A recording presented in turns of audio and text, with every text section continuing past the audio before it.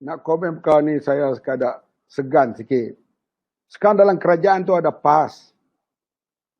Kalaulah, saya ambil contohlah, perjuangan kita ini berdasarkan parti kah, berdasarkan amar ma'ruf nahi mungkar, ini yang menjadi persoalan. Saya ambil contoh tadi, kapal terbang Israel melintasi Malaysia.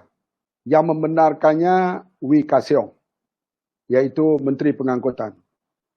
Bayangkan kalau yang membenarkan itu DAP, iaitu Anthony Loke. Barangkali padang merebuk itu tak tumbuh rumput, pemuda PAS akan buat demonstrasi. DAP ejen Yahudi, DAP anti-Islam, amanah baru DAP, keadilan menjadi penonton saja. Macam-macam mereka akan maki kita. Tapi apabila mereka memerintah, kita lihat spot toto judi. Daripada 8 kali draw seminggu naik ke 22. Kelang arak boleh operasi daripada penjual makanan di tepi jalan. Apa PAS buat? Kerana mereka sekarang berebut tempat-tempat JLC, tempat-tempat yang boleh dapat allowance dan pendapatan. Sebab itulah perjuangan kita jangan berdasarkan kepada perkauman. Dan dulu kita dihina dengan baruah DAP dan sebagainya. Ni tambah pula ni yang berjanggut ni duduk dalam DAP ni. Tentulah jadi lebih teruk dah baruah.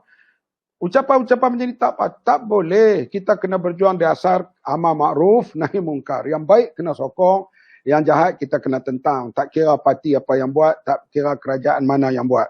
Kalau kita buat tak betul dulu, kritik kita hantam, kita silakan. Cuma yang saya marah, kenapa ambil kerajaan cara backdoor? Kalau kami lemah, kempen betul-betul. Biar dalam pilihan raya 2023 nanti, Pakatan Harapan kalah, mereka ambil alih Malaysia.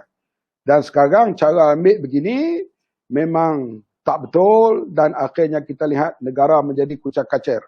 Okey, bila negara jadi kucak-kacir, pelabur-pelabur besar enggan datang. Mereka ke Vietnam dan ke Indonesia. Sekarang ini, mereka yang graduate engineer 10 tahun dulu mula kerja RM4,000 di swasta.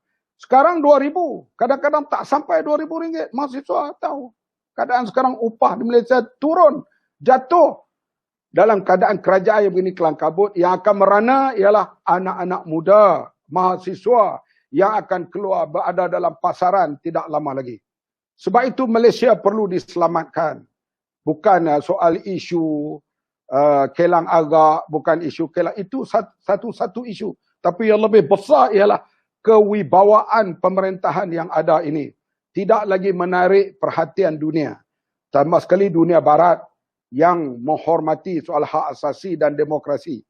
Kita lihat bila Perdana Menteri melawat Indonesia, bagaimana laman Facebook Jokowi dimasuki oleh puluhan ribu menghantam. Kenapa Jokowi membuka pintu istana, pintu depan, sepatutnya buka pintu belakang. Untuk Perdana Menteri yang masuk melalui pintu belakang. Itu baru melawat Indonesia, belum lagi melawat negara-negara Eropah. Bagaimana kalau pergi ke New Zealand, Australia, Perancis, United Kingdom, wartawan di sana bukan ada break. Bila mereka buat soalan-soalan, selalunya cukup sarkastik. Inilah sebab itulah menteri-menteri kita tak ada lain ulang alik UAE Saudi. Karena mereka tahu negeri itu bukanlah praktis parliamentary demokrasi seperti Malaysia. Mereka ialah keadaan monarki mutlak. Jadi itulah negara yang mereka pergi kerap pun.